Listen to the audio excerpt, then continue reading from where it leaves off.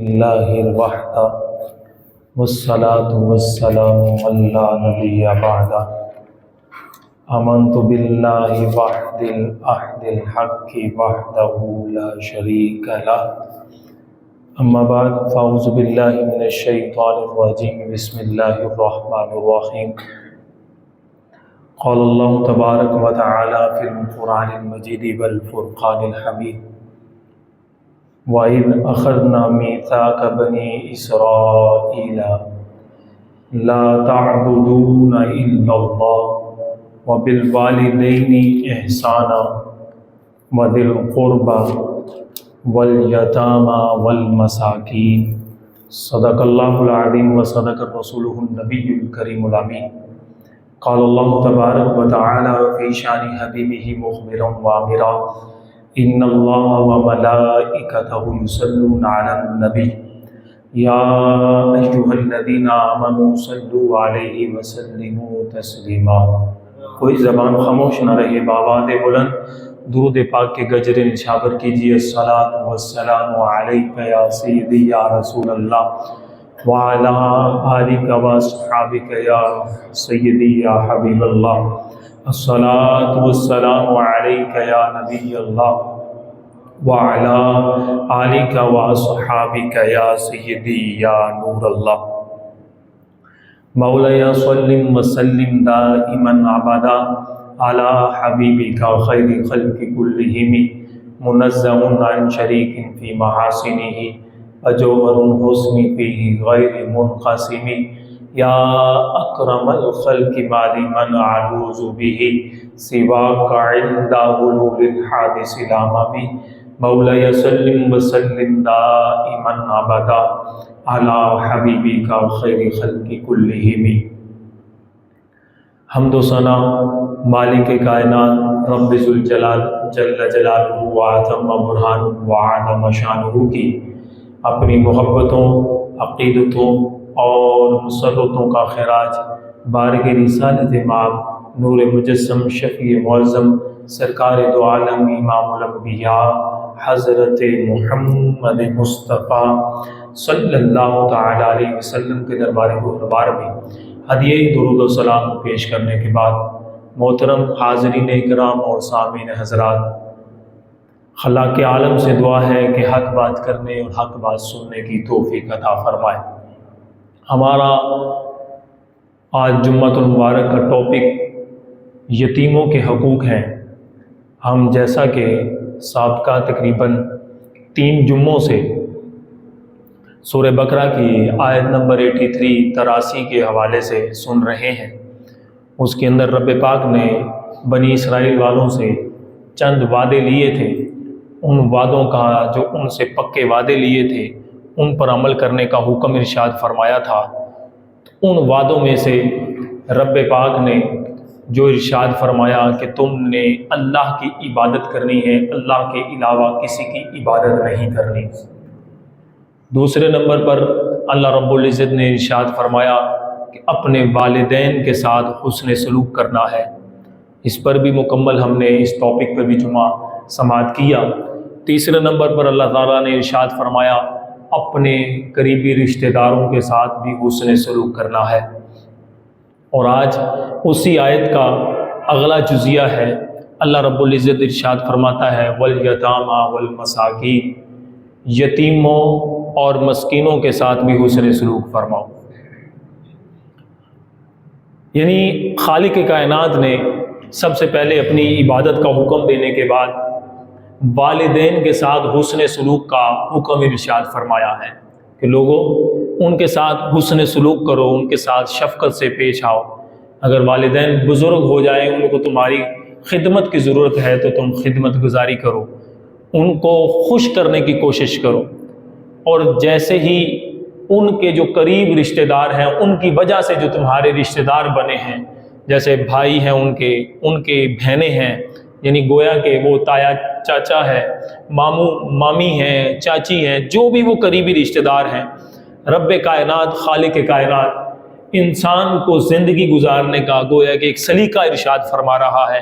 کہ تمہارا حق ہے کہ تم ان کے ساتھ بھی حسن سلوک بجا لاؤ۔ اور جب تم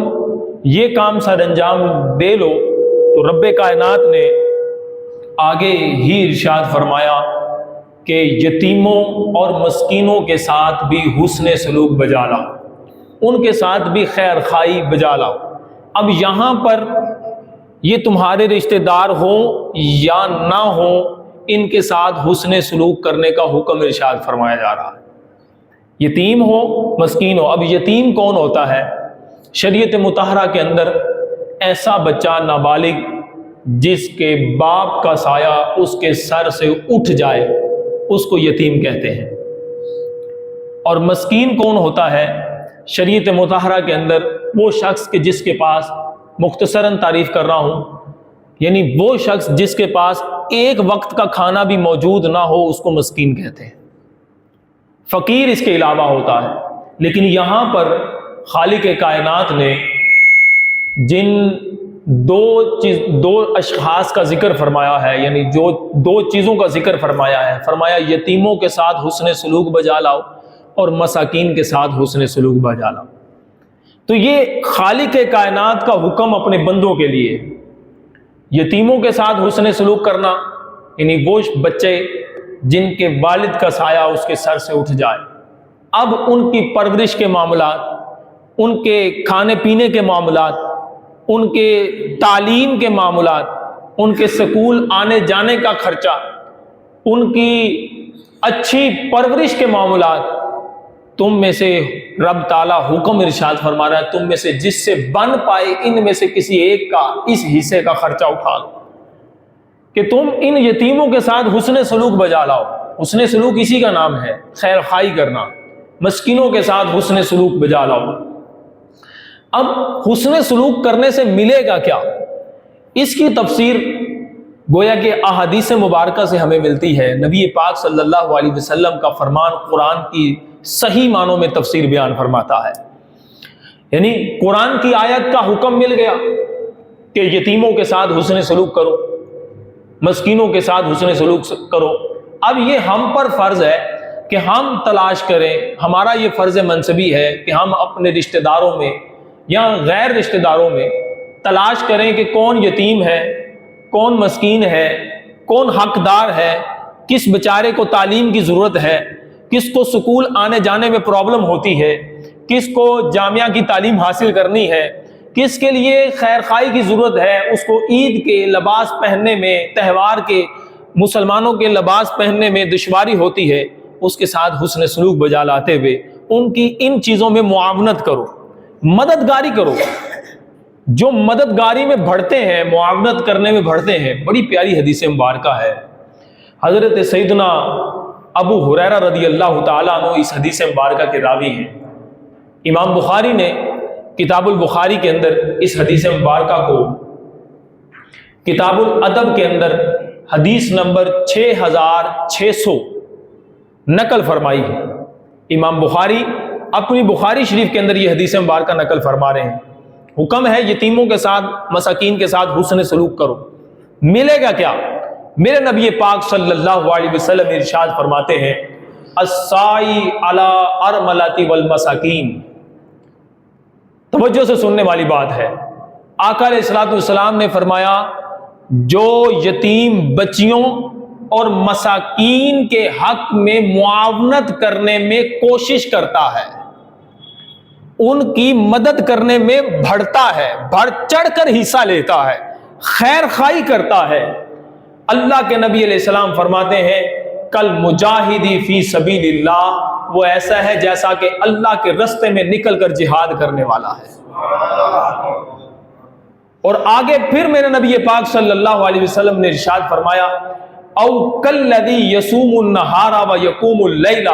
فرمایا وہ ایسا ہے جیسے دن کو روزہ رکھتا ہے اور رات کو عبادت کرتا ہے۔ کتنا بڑا کام ہے یتیم کی معاونت کرنا، مسکین کی داد رسی کرنا۔ میرے نبی پاک صلی اللہ علیہ وسلم ارشاد فرما رہے ہیں یتیم کی معاونت کرنے والا، بڑھ چڑھ کے حصہ لینے والا، وہ ایسا ہے جیسے کہ رب کی راہ میں جہاد کرنے والا ہے۔ وہ دن رات، اب دیکھیں تقابل کیسا ہے۔ ایک جگہ ہے دن بھر روزہ رکھنا، رات بھر قیام کرنا اور پھر اللہ کی راہ میں جہاد کرنا، اتنے بڑے بڑے کام ہیں اور مشقت والے کام ہیں، عظیم کام ہے، ان کا تقابل کیا جا رہا ہے۔ حدیث مبارکہ کے اندر میرے نبی پاک فرما رہے ہیں جو یتیم بچے کی معاونت کرنے میں بڑھ چڑھ کر حصہ لیتا ہے اس کو جہاد کرنے کا بھی ثواب ملتا ہے، رات کو قیام کرنے کا بھی ثواب ملتا ہے، دن کو روزہ رکھنے کا بھی ثواب ملتا ہے۔ جنگ کرنا، اٹیک ہو جائے، وار ہو جائے، تو سب سے پہلے اگر کسی ملک کی ملٹری عسکری قیادت ہو تو اس کا فرض ہے، اس کا حق ہے، اس کو مقصد ہی اسی لیے ہوتا ہے کہ وہ اس ملک کی سرحدوں کی حفاظت کرے۔ تو جب جنگ کا معاملہ ہوتا ہے تو وہ افواج، وہ مسلح افراد، وہ عسکری اور ملٹری جو ادارے ہیں وہ جنگ کی فرضیت کو ادا کرتے ہیں۔ تو جب جنگ کی فرضیت کی ذمہ داری ان پر ہے، جہاد کی ذمہ داری ان پر ہے، جب یہ معاملہ ہو رہا ہے کیونکہ ان کی ٹریننگیں ایسی ہیں، ان کا سارا سلسلہ ویسا ہے، اب ہم لوگ کیسے کیا کریں؟ ہمارے لیے یہ نبی پاک صلی اللہ علیہ وسلم کا فرمان مشعل راہ ہے۔ آقا علیہ الصلوۃ والسلام اس یعنی گویا کہ جہاد کی فضیلت کو حاصل کرنے کے لیے ہمارے لیے یہ نبی پاک صلی اللہ علیہ وسلم کا فرمان، بخاری شریف کی یہ حدیث مبارکہ 6006، آقا علیہ الصلوۃ والسلام نے فرمایا جو یتیم بچوں کی معاونت کرنے میں بڑھ چڑھ کر حصہ لیتا ہے وہ ایسا ہی ہے جیسا کہ اللہ کی راہ میں جہاد کرتا ہے۔ آج کے دور کے اندر جہاں ہم اپنے ارد گرد کے اندر کچھ ایسے افراد جو جوانی میں ہی ان کے بچے چھوٹے ہیں اور وہ انتقال کر گئے، ان کے سر سے باپ کا سایہ اٹھ گیا ہے، تو ہمارا حق بنتا ہے چاہے وہ رشتہ دار ہوں یا نہ ہوں، ہمیں اس قرآن کے فرمان کے مطابق اور اس حدیث مبارکہ کی نوعیت کے مطابق ان تک جا کر ان کی معاونت کرنی چاہیے، اچھی تعلیم دلانے میں، اچھا ان کو کھانا کھلانے میں، ان کے لباس کے حوالے سے دیکھ بھال کرنے میں معاونت کرنی چاہیے۔ اور اگر اس حوالے سے دیکھا جائے تو جہاد کی فضیلت بڑی زیادہ ہے۔ میرے نبی پاک صلی اللہ علیہ وسلم کی حدیث مبارکہ ہے، یہ بھی بخاری شریف کی کتاب الجہاد کی حدیث مبارکہ ہے، آقا علیہ الصلوۃ والسلام کی حدیث نمبر ہے 2817۔ آقا علیہ الصلوۃ والسلام کے فرمان کا مفہوم ہے کہ جو لوگ جنت میں چلے جائیں گے نا وہ جنت سے واپس پلٹنے کا کبھی ارادہ نہیں کریں گے۔ جو جنت میں چلے جائیں گے وہ جنتوں کی نعمتوں کی وجہ سے واپس دنیا میں آنے کا ارادہ نہیں کریں گے، چاہے ان کو دنیا کی ہر چیز، ہر نعمت میسر ہو جائے، لیکن وہ دوبارہ دنیا میں نہیں آئیں گے۔ لیکن ایک شخص وہ ہے جو راہ خدا میں شہید ہوا، اللہ کی راہ میں شہادت کا مرتبہ پایا، وہ جنت میں جا کر بھی یہ تمنا کرے گا یا اللہ مجھے دنیا میں واپس بھیج دے، میں تیری راہ میں پھر جہاد کروں اور شہادت کا مرتبہ پاؤں۔ کتنی فضیلت والا یہ عمل ہے کہ جنت میں جا کر بھی وہ واپس اللہ کی راہ میں جہاد کرنے والا عمل کر کے رب کے حضور شہادت کا مرتبہ پانا چاہتا ہے، اس فضیلت کو حاصل کرنا چاہتا ہے۔ تو اب ہم لوگ ہیں عوام، نہ ہماری ٹریننگ ایسی، نہ ہم کر سکتے ہیں، مگر اگر کوئی شخص اٹھ جائے اور اٹھ کر بارڈر پر جائے بھی تو گویا کہ خودکشی کے مترادف ہے، نہ لڑنا آتا ہے، نہ کچھ اسلحہ ہے، جن کے پاس ہے ان کا حق ہے، اگر وہ نہیں کر رہے گناہ گار وہ ہوں گے۔ ہمارا فرض منصبی یہ ہے کہ ہم آج کے دور میں جس طرح کے اس سینیریو کے اندر، عصر حاضر کے اندر ہمارے مسلمان بھائی غزہ و فلسطین کے بیچارے ان پر بڑی بے دردی کے ساتھ بمباری کی گئی اور لاکھوں لاکھ لوگ شہید بھی ہوئے، بے گھر بھی ہوئے، ان کے والدین کا سایہ ان کے سر سے اٹھ گیا، بچے چھوٹے چھوٹے بچے بھی ہیں، دیکھنے کو ہر چیز ملتی ہے، سوشل میڈیا پہ دکھائی جاتی ہیں، اور بڑی ہی اللہ تعالیٰ ان کی معاونت فرمائے، بڑی بے دردی والے وہ مناظر ہوتے ہیں۔ ان یہود و نصارہ کو اللہ رب العزت عبرت کا نشان بنائے، ہماری زندگی میں ہی ان کو عبرت کا نشان بنا دے۔ اور مسلمانوں کی غیب سے مدد فرمائے اور حضرت سیدنا فاروق اعظم کا فیضان نصیب فرمائے۔ اب ہمارا یہ حق بنتا ہے کہ ہمیں نبی پاک کے اس فرمان کے مطابق اگر ہم جہاد کی فضیلت حاصل کرنا چاہتے ہیں تو آقا علیہ الصلوۃ والسلام نے فرمایا المسائع علی الارملۃ والمساکین، کہ جو مسکینوں اور یتیم بچیوں کے حق میں بڑھ چڑھ کر حصہ لیتا ہے، سرکار نے فرمایا کل مجاہدی فی سبیل اللہ، وہ ایسا ہی ہے جیسے اللہ کی راہ میں جہاد کرنے والا ہے۔ اب ہم ان کی مدد کریں، ان کی معاونت کریں۔ سوال پیدا ہوگا کہ معاونت کیسے کی جائے، ہم تو جا ہی نہیں سکتے۔ ایسے ادارے قائم ہیں، ویسے تو وہ اقتدار بالا کے لوگوں کا کام ہے کہ جا کر ان کی معاونت کریں جن کے پاس یہ وقت موجود ہے، لیکن کچھ ادارے ہمارے پاکستان کے اندر بھی موجود ہیں، ایسی فاؤنڈیشنیں موجود ہیں جو ان کی معاونت کر رہی ہیں، جو جارڈن اردن کے اندر جو بیچارے وہاں سے ہجرت کر کے آ گئے ہیں، ان کی ایک بستی بسا دی گئی ہے، وہاں پر ان کی معاونت کی جا رہی ہے۔ وہاں پر جا کر بھی غزہ کے اندر بھی کھانے پینے کا اہتمام کیا جا رہا ہے، پانی کی قلت ہے، ان کو پانی مہیا کیا جا رہا ہے۔ ایسے ادارے اور فاؤنڈیشنیں موجود ہیں جو مدد کر رہی ہیں، ان میں جو لوگ کام کر رہے ہیں سر فہرست ہیں، اہل سنت کے لوگ ہیں، اور ان میں کراچی کے ادارے کے سربراہ ہیں، پورے پاکستان میں کام کرتے ہیں، بلکہ سیاسی اور سماجی معاملات کے اندر بڑے بڑھ چڑھ کر میڈیا کے پر بھی ان کے اثر و رسوخ ہیں۔ علامہ بشیر فاروقی صاحب کی سیلانی ویلفیئر فاؤنڈیشن،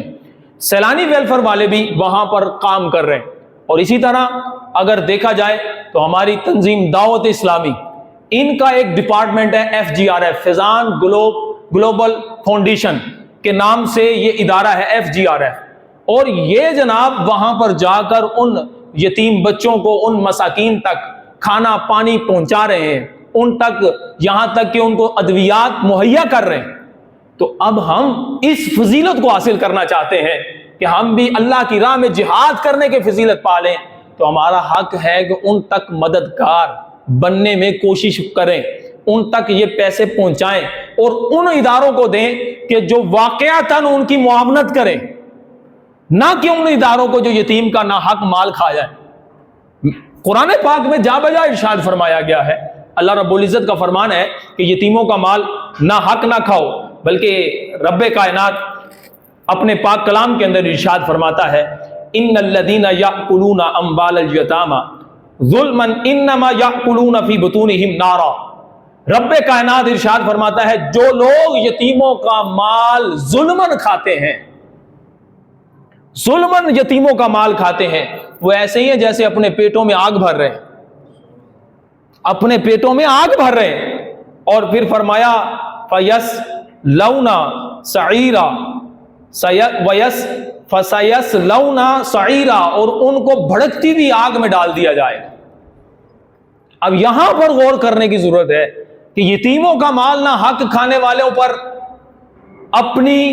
پیٹوں میں آگ بھرنے کی مترادف ہے۔ حدیث مبارکہ کا مفہوم ہے کہ جو لوگ یتیموں کا نہ حق مال کھاتے ہیں نا، ان کے منہوں سے، ان کے ناکوں سے اور ان کے کانوں سے دھواں نکلتا ہوگا کل بروز قیامت، جس سے دیکھ کر لوگ پہچان جائیں گے یہ یتیموں کا ناحق مال کھاتا تھا۔ آپ کہیں گے کہ ہم تو ایسا کوئی نہیں کرتے، ہمارے معاشرے کے اندر ایسے لوگ موجود ہیں۔ ابھی چند ہی عرصہ پہلے کی بات ہے، نتھے ملتان روڈ پر ایک گاؤں ہے، وہاں پر دو بھائی بڑے ہنس مخ زندگی گزار رہے تھے، اور یہ واقعات آپ کو اپنے علاقے میں مل جاتے ہیں۔ بڑے اچھے زندگی بسر کر رہے تھے، اچھی زمین تھی، اچھی یعنی مال و متاع تھا۔ ایک بھائی کا طبعی انتقال ہو گیا اور اس کے بچے چھوٹے چھوٹے تھے۔ اب حق یہ تھا ان یتیموں کا حق ان کو پہنچایا جاتا، لیکن دوسرے بھائی نے جو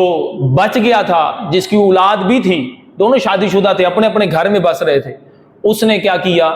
ان یتیم بچوں کا مال جو زمین تھی اس کو بھی اپنے نام کروا لیا تاکہ کل کو یہ بڑے ہو کر ہم سے زمین کی ڈیمانڈ نہ کریں۔ یعنی یہ حال ہے ہمارا، یعنی اگر کسی کے باپ کا سایہ اس سے اٹھ جاتا ہے، تایا ہے یا چاچا، وہ کوشش یہ کرتا ہے یتیموں کا مال اٹھا لو، اس کو کاروبار میں لالچ دے کے انویسٹ کرنے کی کوششوں میں لگا دیتا ہے، اور پھر جو منافع آتا ہے وہ اپنے پاس، اور جب موقع آتا ہے بلوغت کے بعد، اس یتیم کی یتیمیت ختم ہونے کا ٹائم آتا ہے کہ بالغ ہونے پر اس کو اس کا مال واپس کیا جائے، تو جتنا منافع ہوا تھا وہ اپنے لیے، اور جو یتیم کا مال جتنا تھا جس کام کے لیے لیا تھا انویسٹ کر کے منافع ہوگا تو اس کو دینا بنتا ہے شرعی پوائنٹ آف ویو سے، لیکن نہیں دیتے۔ وہ کہتے ہیں یہ تمہارے باپ نے مال چھوڑا تھا، یہ لو۔ تو یہ نہ چاہتے ہوئے بھی بعض لوگ جو ان سے ہے نہ حق کھاتے۔ ضروری نہیں ہے اس کا لیے نیت بد ہو اہتمام کیا جائے، بلکہ ایک شرعی مسئلہ یہ بھی ہے کہ مثال کے طور پر اگر کوئی سرپرست انتقال کر جاتا ہے اور اس کے بچے چھوٹے ہیں اور ساتھ دوسرے بھی مشترک لوگ ہیں یعنی جو بڑے ہیں، اب چھوڑنے والا اپنا مال چھوڑ کے گیا، مال وراثت، اس مال کے اندر حقدار یتیم بھی ہے، تو اس مال سے ختم پاک کا تیجا 40واں نہیں دلایا جا سکتا، ناجائز ہے، اس لیے کہ جب تک یتیم کا حق ہے اس وقت تک اس کی مکمل طور پر رسائی نہیں ہو جاتی، یتیم کا ملکیت میں نہیں آ جاتا اور وہ بالغ ہونے تک آتا ہے، تو اب اس میں سے تیجا 40واں نہیں دلوایا جا سکتا، ختم پاک کا اہتمام نہیں کیا جا سکتا۔ ہاں کوئی رشتہ دار اپنی پرسنل جیب سے کوئی سلسلہ کر دے اور ختم پاک کا اہتمام کر دے تو اس حرام کام سے بچ سکتا ہے، اور یہ کیا ہے نہ چاہتے ہوئے بھی لوگ گناہ کر جاتے کہ اس کا مال ہے اب وہ وراثت میں چلا گیا ہے، ہمیں حق ہے کہ اس کے یتیم کے مال کو اس تک پہنچانا، صحیح معنوں میں اس کی حفاظت کرنا۔ میرے نبی پاک صلی اللہ علیہ وسلم کا فرمان بخاری شریف کی ہم نے ذہن نشین رکھنی ہے شروع سے۔ اور پھر بعض لوگ اس باتوں کو سن کر، اللہ تعالیٰ اولاد نہیں دیتا بعض لوگوں کو، رب کی حکمت عملی ہے، اور بعض لوگوں کی اولاد بچپن میں انتقال کر جاتی ہے تو ان کو اولاد کی جستجو ہوتی ہے، تو یہاں پر شرعی مسئلہ سننے کی ضرورت ہے۔ مثال کے طور پر جو جنگ ہوئی، اس جنگ میں سے اللہ رب العزت ان بچوں کی حفاظت فرمائے۔ اگر کوئی بندہ یوں کہہ لیتا ہے کہ میں ان بچوں کی کفالت کروں گا یا اس بچے کی کفالت کرتا ہوں، یہ بچہ مجھے دے دیا جائے، تو بعض لوگ اس طرح بچے لے لیتے ہیں، لے پالک بچے ہوتے ہیں، ان کو لے کر پالنا شروع کر دیتے ہیں۔ تو اب یہاں پر شریعت کیا حکم دیتی ہے، ہمارے لیے کیا حکم ہے کہ اب وہ بچہ ہم نے لے لیا، اچھا کام ہے۔ صدیقہ بنت صدیق رضی اللہ تعالی عنہا، حضرت ام المومنین عائشہ صدیقہ رضی اللہ تعالی عنہا کا فرمان ہے، فرماتی ہیں، روایت کرتی ہیں، نبی پاک صلی اللہ علیہ وسلم نے فرمایا، جس نے کسی بچے کو، چھوٹے بچے کو لیا، یتیم کو، اور اس کو پالا یہاں تک کہ اس نے لا الہ الا اللہ کہا، کیا کہا؟ لا الہ الا اللہ کہا، وہ شخص جو پالنے والا ہے، اس حدیث مبارکہ کے مفہوم کے مطابق اللہ رب العزت اس شخص سے حساب نہیں لے گا۔ اب بعض لوگ لے لیتے ہیں کہ کوئی نہیں، جہاں ہمارے بچے پال رہے ہیں ہم بھی اس بچے کو بھی پال رہے ہیں، اچھی بات ہے، اس کے لیے کھانے کا اہتمام کرنا، اس کے اچھے لباس کا اہتمام کرنا جنت کی بشارت ہے حدیث مبارکہ کے اندر، لیکن یہاں پر شریعت مسئلہ بھی، ہمیں شریعت مطہرہ پر عمل کرنا ضروری ہے۔ نبی پاک صلی اللہ علیہ وسلم کے جو فرامین ہیں وہ ہمارے لیے مشعل راہ، ان پر ہمیں عمل کرنا ہے as a Muslim, being a مسلم۔ نبی پاک صلی اللہ علیہ وسلم کے ہم امتی ہیں، ہمیں شریعت کی پاسداری کرنی ہے، اپنی خواہشات کی پاسداری نہیں کرنی۔ اب یہاں پر کیا مسئلہ ہے، اگر وہ شخص جو کسی چھوٹے بچے کو لیتا ہے اور وہ بچے کو کیا پتا میرا باپ کون ہے، تو اب اس کا جب معاملہ بڑا ہوتا ہے اور اس کی بے فارم بنانے کا موقع آتا ہے یا شناختی کارڈ بنانے کا موقع آتا ہے، تو اس کے باپ کی جگہ اپنا باپ کا نام، اپنا نام نہیں لکھ سکتا، اگر لکھے گا تو حرام ہے، اس کی ولدیت کو چینج نہیں کر سکتا۔ اسی طرح اگر وہ بچہ بڑا ہو جاتا ہے، بالغ ہو جاتا ہے، تو خواتین گھر کے اندر موجود ہیں تو اب اس سے پردے کا معاملہ بھی ہوگا۔ یہ شریعت کی احتیاطیں اور یہ ہم پر لازمی ہے، یہ کرنا ہے۔ اگر اللہ نے توفیق دی ہے تو اسی طرح کچھ ڈپارٹمنٹ ہوتے ہیں، یتیم خانے ہوتے ہیں، لیکن بعض لوگ یتیم خانے بنا کر ان میں یتیموں کو نہیں رکھتے بلکہ اپنا ہی پیٹ بھرنے کی کوشش کر رہے ہوتے ہیں، نہ حق مال کھا رہے ہوتے ہیں، اپنی ایڈورٹائزمنٹ کے چکروں میں ہوتے ہیں۔ ایسے لوگوں کو نہ دیں کہ جو بدنام زمانہ ہو، جو صرف اپنے پیٹ بھرنے کی خاطر یہ سلسلہ بنا کر بیٹھے ہوں۔ ایسے لوگوں تک یہ مال اپنا دیں کہ تاکہ وہ آپ اس فضیلت کو حاصل کر لیں کہ رات بھر عبادت کرنا، دن بھر روزہ رکھنا، رب کی راہ میں جہاد کرنے کی فضیلتیں اگر پانا چاہتے ہیں تو ان لوگوں کے ساتھ آپ تعاون کریں جو واقعتاً صحیح معنوں میں شریعت مطہرہ کی حدود کی پاسداری کرتے ہوئے ان یتیموں کو ان کا حق پہنچاتی ہے۔ جیسے کہ میں نے ابھی آپ کے سامنے مذکورہ پہلے 2 فاؤنڈیشنوں کا ذکر کر دیا، تو صحیح معنوں میں یہ اہل سنت کی تنظیمیں ہیں اور صحیح معنوں میں کام کر رہی ہیں، ان کے ساتھ ہمیں معاونت کرنی چاہیے۔ تو یہ ہمارا حق بنتا ہے کہ ہم یتیموں کا مال ان تک ان کی معاونت کریں، اور اگر ان کا مال ہماری کسٹڈی میں آ جائے تو صحیح معنوں میں ان تک پہنچانے کی ہماری ذمہ داری، رسپانسبلٹی ہے۔ ایک اور حدیث مبارکہ ہے، یتیم کے سر پر ہاتھ پھیرنے کی فضیلت کیا ہے؟ نبی پاک صلی اللہ علیہ وسلم کی حدیث مبارکہ ہے، فرمایا من مسح علی رأس یتیمی رحمتا کتب اللہ لہ بکل شعرۃ مرت علیہا یدہ حسنۃ، فرمایا اگر کسی بندے نے پیار اور محبت کے ساتھ کسی یتیم کے سر پر ہاتھ پھیرا، اللہ تعالیٰ اس یتیم کے سر پر ہاتھ کے نیچے جتنے بال آئیں گے ہر بال کے بدلے ایک نیکی عطا فرمائے گا۔ اور پھر فرمایا خالی یہ نہیں، فرمایا وَمَاحَ عَنْهُ بِكُلِّ شَعْرَةٍ سَيِّئَةً، فرمایا اللہ رب العزت اس بندے کے ہر بال کے بدلے ایک گناہ کو بھی معاف فرما دے گا۔ اور مزید ارشاد فرمایا رفع لہ بکل شعرۃ درجۃ، اللہ رب العزت اس بندے کا ہر بال کے بدلے ایک ایک درجہ جنت میں بلند فرما دے گا۔ اتنی فضیلتیں، ایک یتیموں کی مدد کریں، جہاد فی سبیل اللہ کی فضیلتیں پائیں۔ تو آج ہم یہ ارادہ کریں کہ ہم انشاءاللہ اپنے غزہ کے مسلمان بھائیوں کی معاونت کے اندر کچھ نہ کچھ حصہ ضرور ملائیں گے، اور اپنے گھر بار رشتہ داروں میں اہل محلہ میں اگر کوئی یتیم ملتا ہے اس پر شفقت بھرا ہاتھ بھی رکھیں گے، اس کو اچھی تعلیم دلانے میں اگر جتنا بھی بن پائے اللہ نے دیا ہے ان کی معاونت کریں گے، معاونت کرنے میں بڑھ چڑھ کر حصہ لیں گے۔ اللہ رب العزت ہمیں یہ توفیق عطا فرمائے۔ آخر میں یہ ایک اعلان سماعت فرمائے، مسجد کی انتظامیہ کی طرف سے آپ لوگوں کا تعاون بڑا بھرپور رہتا ہے۔ امام صاحب کی رہائش کا تعمیرات کا کنسٹرکشن کا سلسلہ جاری تھا، تقریباً 6.5 لاکھ روپے کی کنسٹرکشن ہوئی ہے، اور آپ لوگوں کی تعاون سے یہ کمپلیٹ ہو چکی، الحمدللہ یہ مکمل ہو گئی ہے۔ اب مزید یہ ہے کہ مسجد کے لیے یہ جو آپ جن اندر والے ہال کے کارپیٹ پر بیٹھے ہوئے ہیں، انشاءاللہ یہ کارپیٹ اوپر والی منزل پر شفٹ کر دیے جائیں، اور یہاں پر نیا کارپیٹ آپ کی سہولت کے لیے بچھا دیا جائے۔ تو آپ لوگوں کے تعاون کی مزید 4.5 لاکھ روپے کی ضرورت ہے۔ اگر کوئی اپنے رشتہ داروں کے ایصال ثواب کے لیے